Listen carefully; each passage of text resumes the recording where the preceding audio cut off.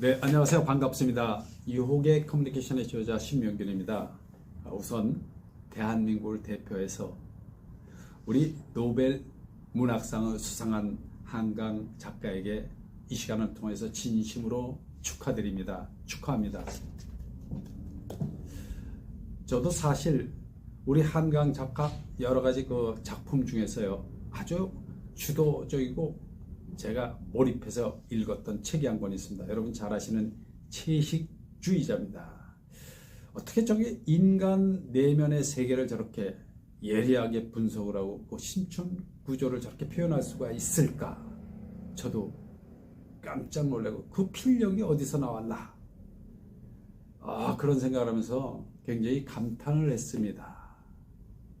그래서 대단한 작품이다라고 생각은 했지만 한편으로는 굉장히 좀 아쉽기도 하고 씁쓸한 면도 없지 않아 있었습니다. 그래서 오늘 제가 이런 얘기를 좀 한번 해보려고 합니다.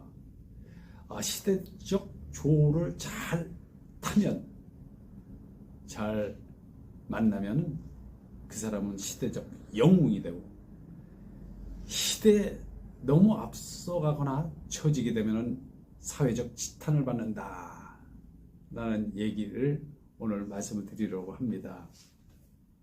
조선시대 중기 때 허균의 누나 허난설은 여러분 분필가로서 당대 조선시대 때 대단한 명성을 날렸던 시인이며 작가며 화가였었어요.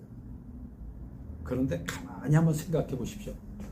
얼마나 그 시대에 여성이 활동하기가 불편했었나, 얼마나 힘들었겠어요. 그럼에도 불구하고 그런 대단한 그 천재적인 기질을 발휘하셨는데, 중요한 거는 주변에서 너무나 많은 방해자들이 있었겠죠. 특히 가족들이 이렇게 들볶았을 거고요.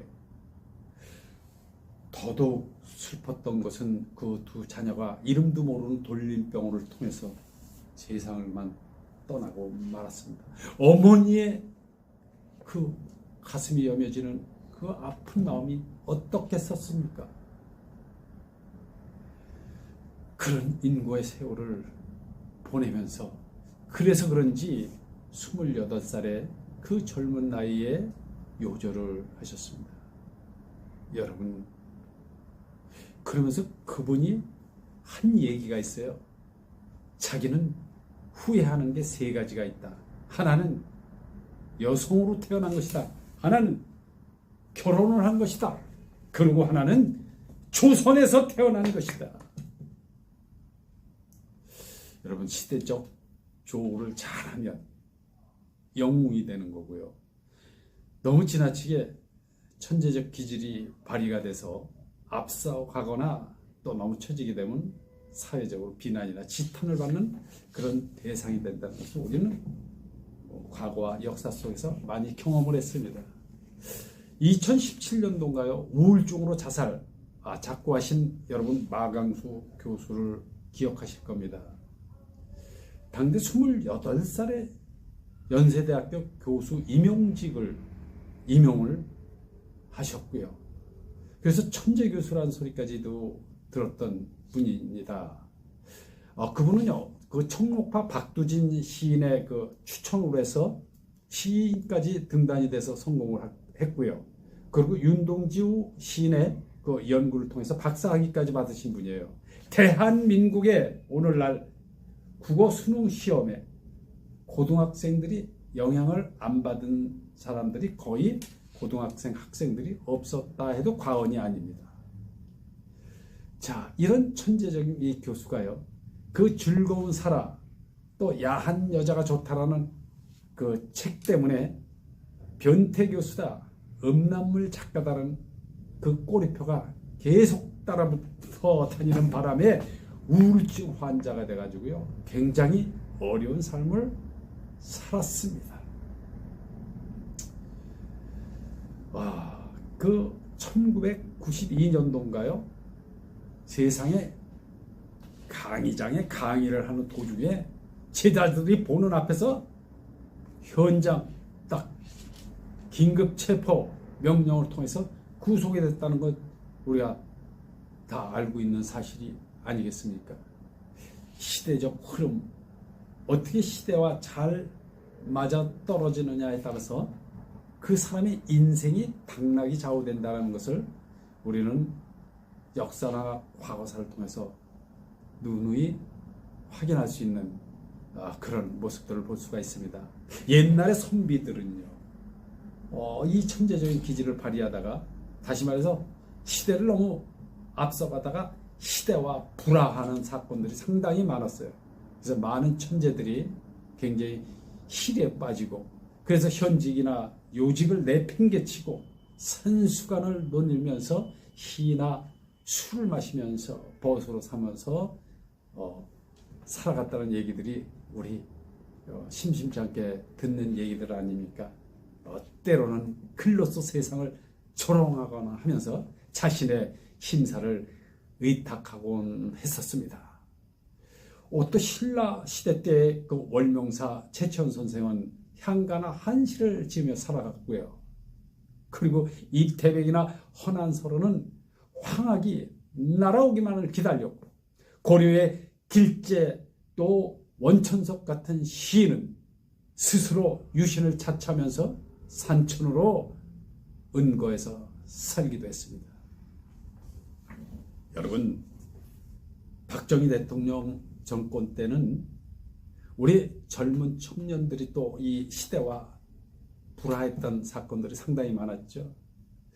장발이다, 머리가 길다 하면 단속 대상이었고요. 미니스커트, 치마가 짧다 하면 단속 대상으로 여지없이 걸려들었습니다. 그러면서 많은 젊은 청년들이 시대와 부닥치고 불화하게 됐던 것도 여러분들이 아마 기억을 하실 거예요. 적어도 제 나이 이상 되시는 분들은 다 경험을 한 번씩 해보셨을 겁니다. 어디 그뿐인가요? 요즘은 그런 게 별로 대수롭지도 않은 일들이죠. 한번 거리에 한번 나가보시고 전철 한번 타보십시오. 어떤 일들이 상당히 벌어지고 있나.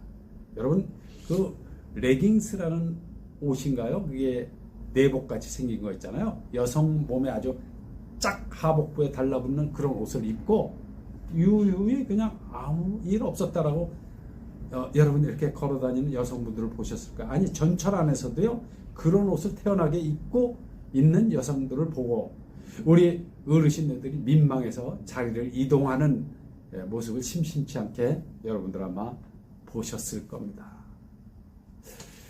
자, 이처럼요, 시대와 맞지 않게, 시대와 너무 앞서가거나 시대와 너무 뒤처져 간다 하면은 여지없이 그것은 언밸런스를 내고 세상에 지탄을 받기 시작하게 된다는 거죠.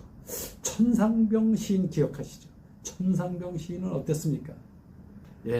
인사동 거리에서 주변의 지인들이 1,000원이나 그저 10,000원씩 이렇게 주면 그걸 받아가지고 막걸리를 마시면서 이렇게 세월을 살아셨습니다. 사람은요, 어느 시대에 어떻게 우리가 조우를 잘하면서 사느냐에 따라서 그 인생이 그렇게 확연히 달라지는 모습을 우리가 과거나 역사를 통해서 확인할 수 있는 거 아니겠습니까? 시대와 잘 조우하는 덕, 이것은 사람 관계를 중요시 여기는 덕과 거의 맞먹는 덕목입니다. 제가 오늘은 시대와 잘 조우하고 시대와 불화하지 말고 잘 조우하면서 살아가는 그 덕목의 비결이 참 중요하다는 것을 강조하기 위해서 오늘 말씀을 드렸습니다. 여러분 끝까지 들어주셔서 고맙습니다. 여기까지 하겠습니다. 감사합니다.